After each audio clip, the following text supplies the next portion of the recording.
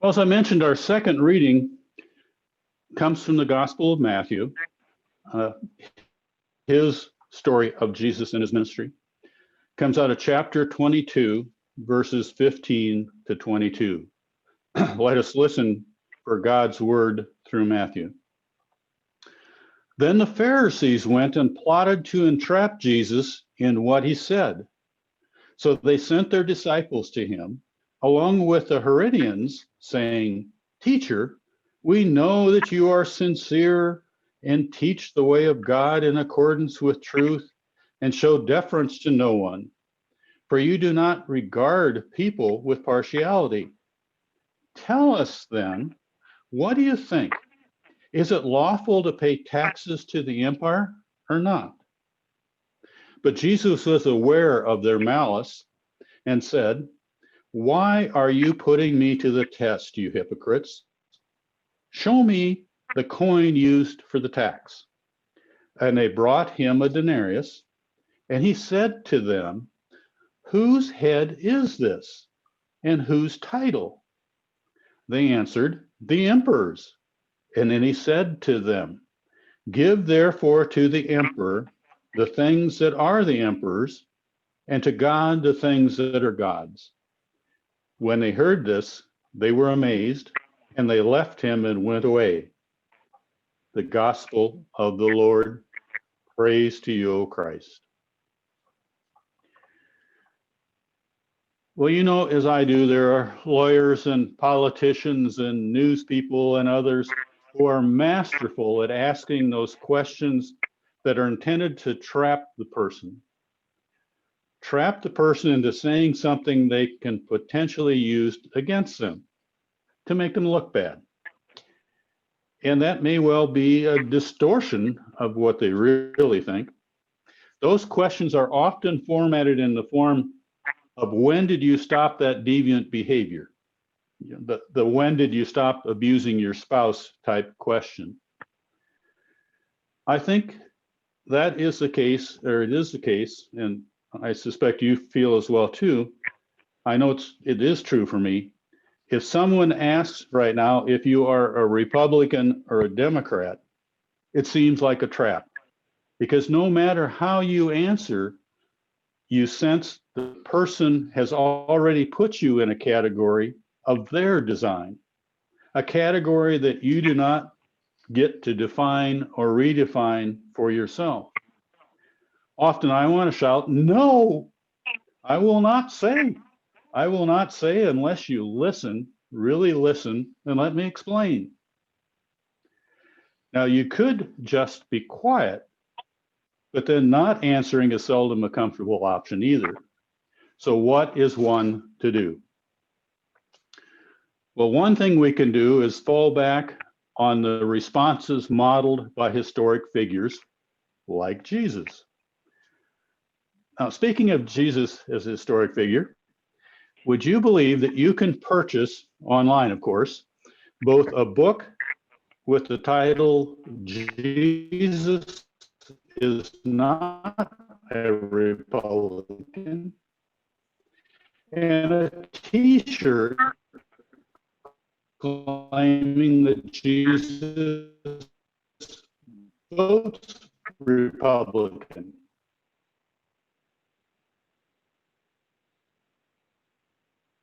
I have to wonder if any of those people making those claims actually read our text for today from Matthew's gospel about what Jesus actually says.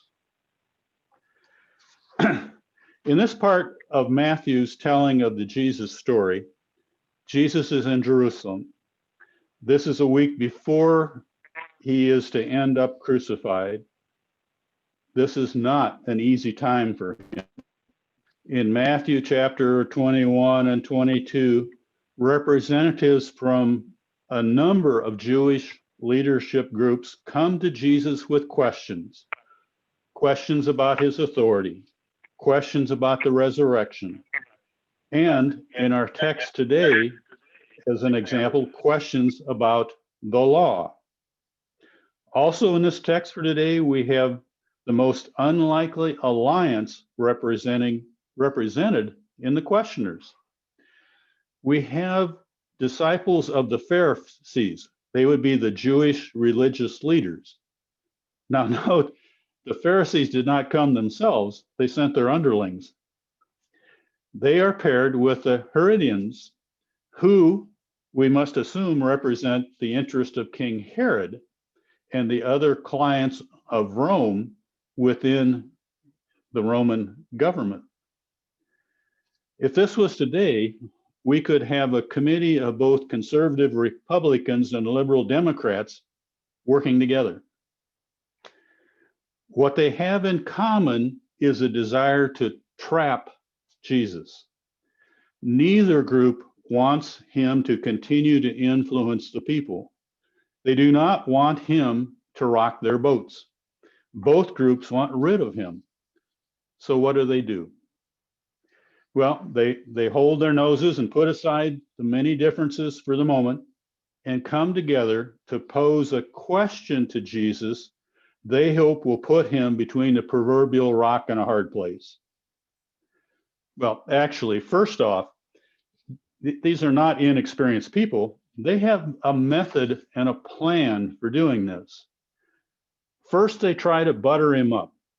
It must have hurt them to say, "Teacher, we know that you are sincere and teach the way of God in accordance with truth and show deference to no one, for you do not regard people with partiality." After saying to Jesus, "You are the greatest," they drop what they think is the perfect bombshell question. Is it lawful to pay taxes to the emperor or not? Now, it's helpful to know that the tax in question is a census tax. It is a per person tax of a denarius. And a denarius would have been about a day's wages at that time. But the magnitude of the tax is not the true issue. The conundrum for Jesus is, if he answers yes, then he could be perceived as in collusion with the Romans, perceived as justifying Roman occupation and oppression of the Jews.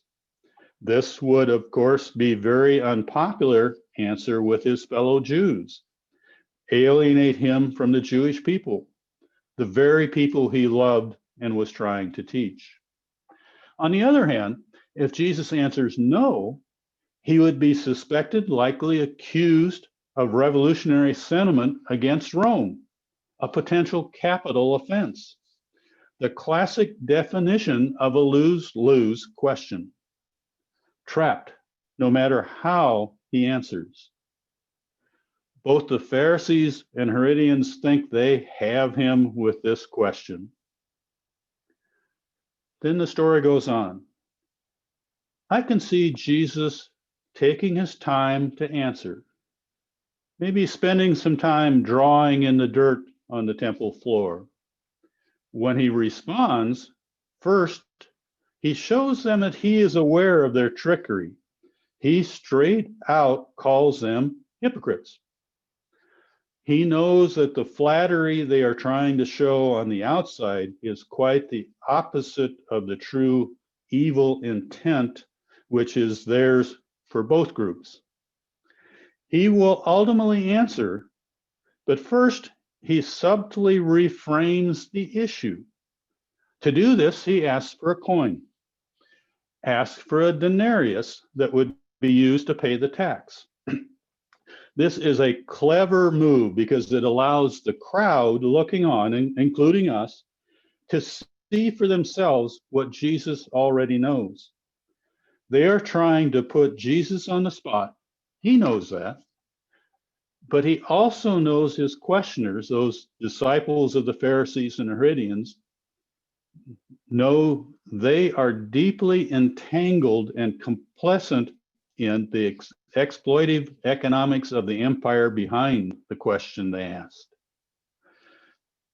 You can see they clearly represent positions of the political parties of Jesus' day.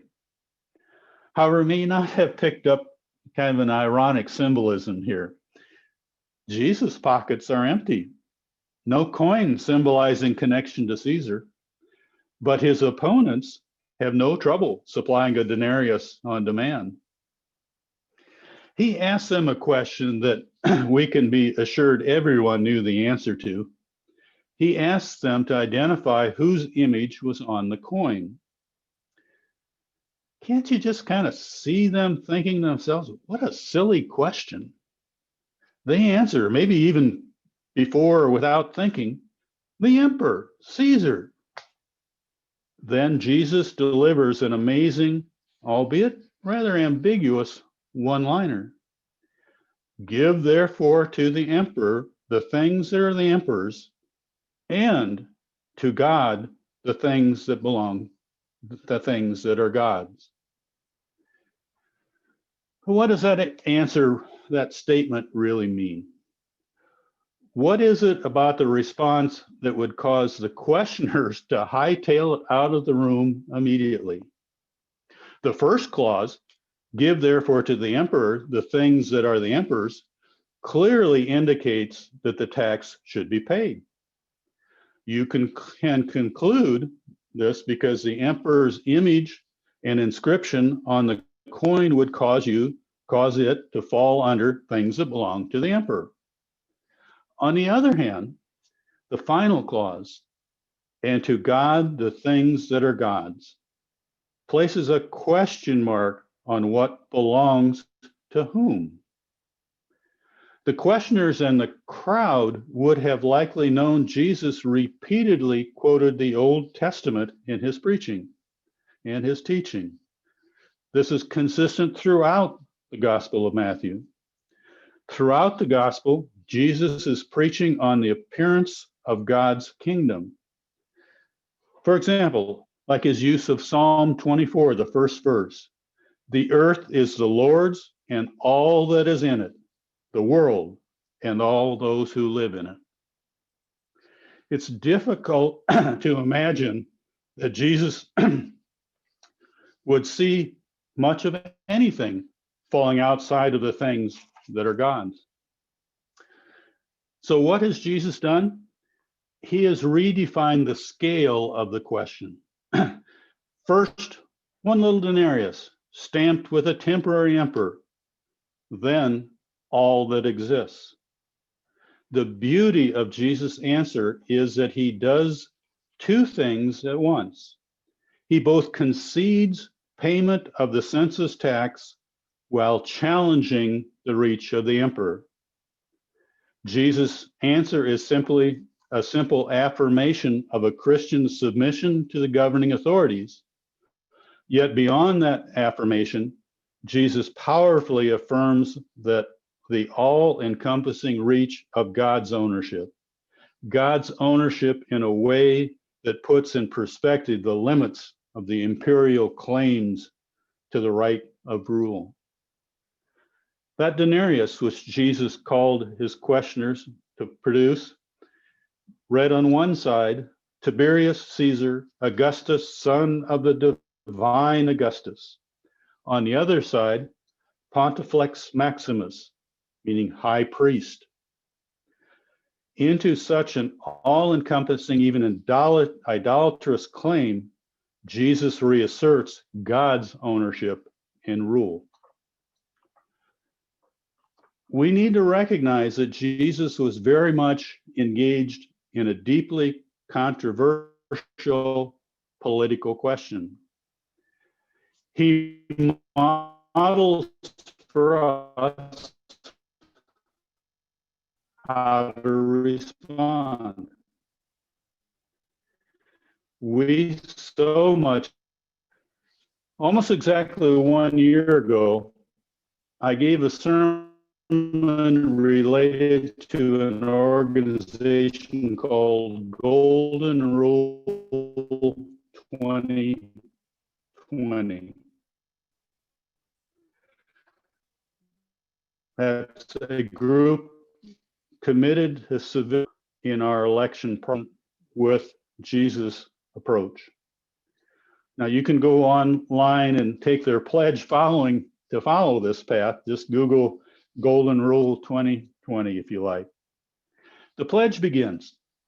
As I begin an interaction in person or online with someone of different political views, or as I, in conversation with friends that might be tempted to demonize or show contempt for those who hold other political views, I will strive to the following. First, stop, take a breath, and remind myself of my intent to apply the golden rule to political discussions. Second, think of specific ways to apply the golden rule in this interaction, such as by being respectful, avoiding name calling, listening for understanding, asking genuine questions, and looking for commonalities. And third, lastly, engage with humility and stay aware of our common humanity. Stop and take a breath. Think of specific ways of applying the golden rule. Engage with humility. Now, applying the golden rule to conversation about politics in our current environment is not easy. So in closing, I want to share with you an example of a tool or an approach for how to apply the golden rule in a challenging conversation. It was shared with me when I was a young hotshot research engineer at the University of Minnesota, and it has served me well over the years. I was working on a couple of projects related to the potential impacts of electrical transmission lines on agriculture, including the alleged impacts on farmers and their farm families. These issues were highly controversial and highly emotional, to say the least. On one field trip, I had a farmer come up to me and ask me if I was trying to help put up that line to kill his kids. And that was a real question. At a different time, at an engineering meeting where I had done a presentation on our work, in a kind of a fatherly way, Paul Shea, a then elderly experienced power use advisor from Minnesota Power and Light, that's way up there in the northeast part of the state where they go out in the woods and cut sticks in the winter time, you know. Well, Paul pulled me aside. As I recall, much like the Pharisees and the Herodians, he may well have said some nice things about the research I was working on. Then rather than ask a question, he said, I want to give you a piece of advice. He said, in my time with MP&L, I've had the opportunity to deal with many irate farm customers. And I have developed an approach I would suggest you consider. He said, when approaching or being approached by an irate farmer, you're going to have to listen, really listen. And he said to do that, do the following. He said on most farmsteads, there are pieces of corn cob around laying on the ground. Now, remember, this was some years ago when there were lots of cobs from shelling corn. He said, put a piece of cob under the toe of your boot and start rotating it with the toe of your boot. Now, I know you're probably sitting, but try that. As you take and try and rotate your toe, what happens to your head? Well, you naturally kind of dip your head as you rotate your foot in a fairly agreeable fashion as you continue to rotate that cob. And then he said, when the cob is gone, then you may, knowing what you have heard, begin contributing to the conversation. In this tense political climate, I want to encourage you to look for your corncob equivalent. Then stop and take a breath.